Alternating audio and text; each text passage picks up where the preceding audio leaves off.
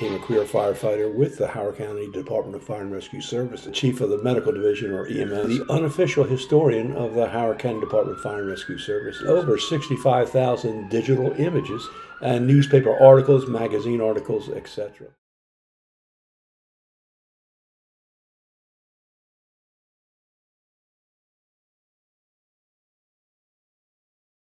Episode 24-11. This is yet another discussion about a close call that we had within the Howard County Department of Fire and Rescue Services in January of 1997.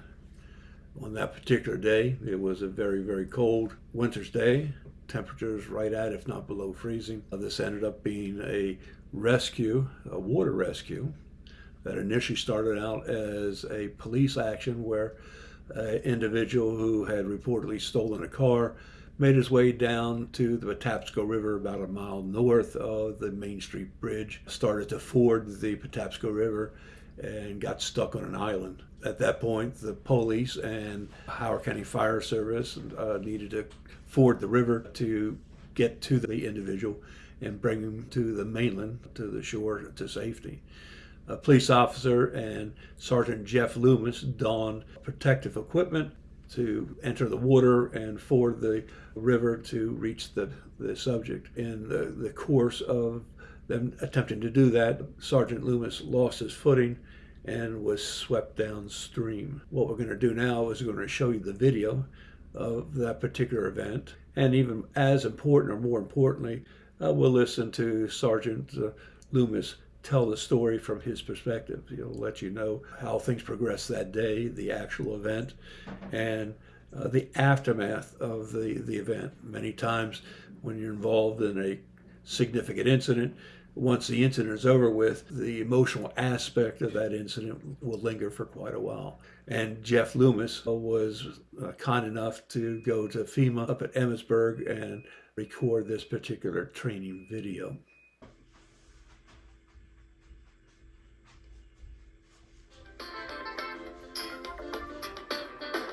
Joining us now is Jeff Loomis and Glenn Hansen. And Jeff certainly has had some experience, as has Glenn, in all of this. And I was wondering, Jeff, if you might want to tell us a little bit about your experience in terms of a near-death experience in January of 1997.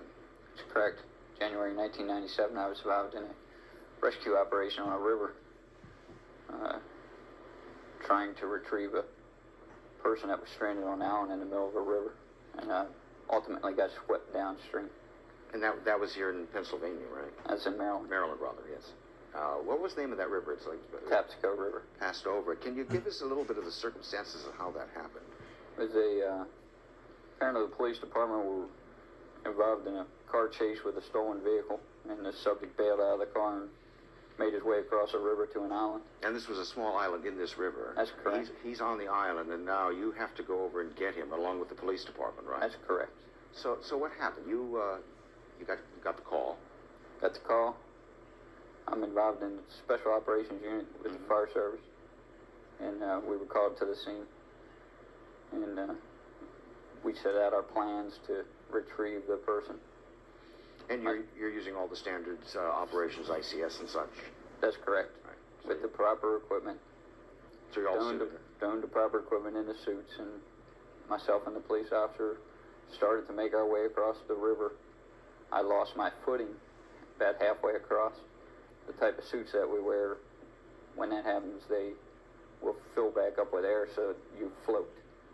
And once that happened, my feet came up, filled with air, and I started downstream. I attempted to swim across, and the current was moving a little too fast and wound up going downstream. There was a police officer there who happened to have a video camera, and there is some astonishing footage which we might want to take a look at right now. Rescuers slowly enter the icy waters. It's not an easy crossing. The current is extremely strong. It was extremely cold that night. It was approximately 10 to 15 degrees with high winds. One of the firemen, Sergeant Jeff Loomis, loses his footing and struggles to regain control. Suddenly, he breaks free of the others and is swept downriver.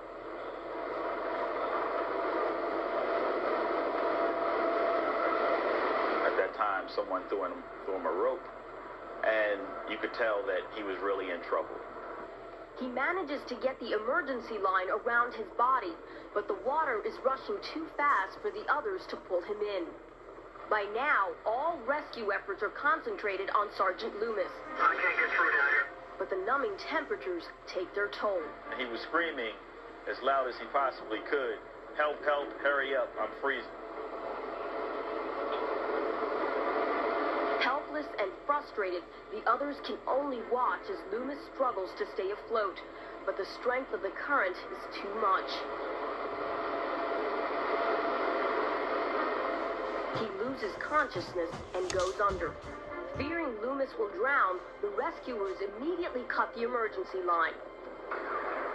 His lifeless body floats away into the darkness.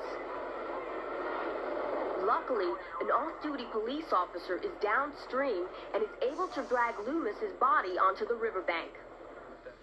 Astonishing bit of videotape of that, and I was wondering if, I noticed the red suits that you were talking about, the ones that are probably the best for that type of operation. I was wondering, in all of that, what do you remember from it? I mean, here you see you floating down the river, struggling.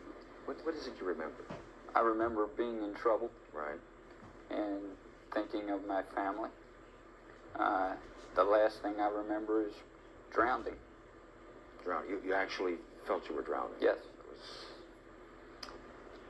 When we go, not many people go through near-death experiences and come back to talk about them like this. And one of the lines that I heard on that report was that there might be something that we can learn from all of this. How do you put that together with what you've gone through?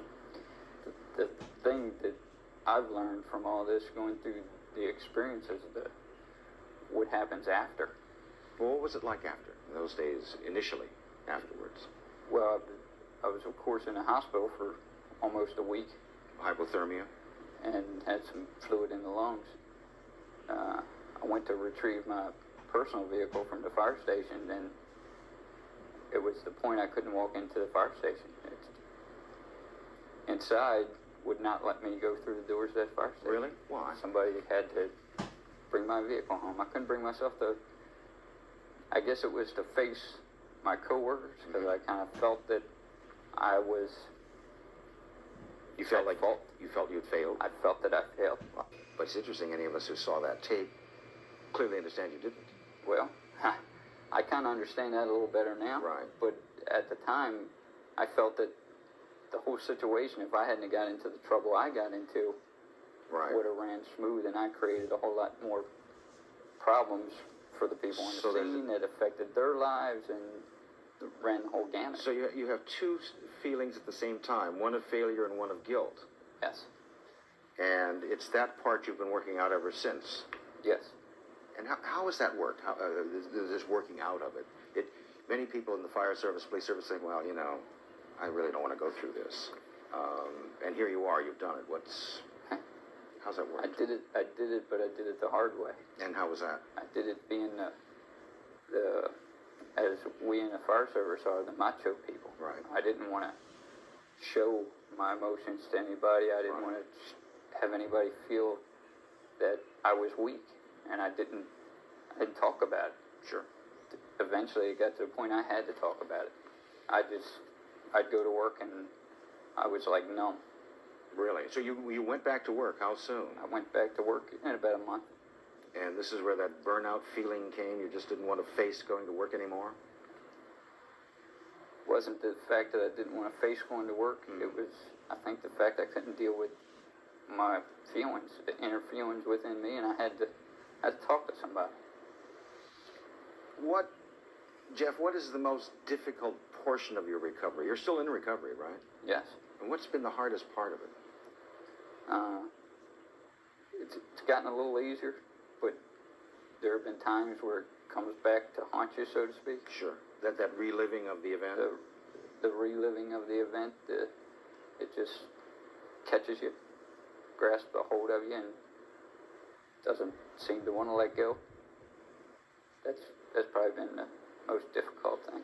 The fact that you're here would indicate that obviously whatever you're going through has been successful in terms of recovering. Yes. And to those people who've gone through traumatic or near-death experiences as you have, who are probably maybe watching us and suggesting, saying, you know, I've got to do something. I've got to do something. What is it they should do? Talk to somebody. Don't hold it in.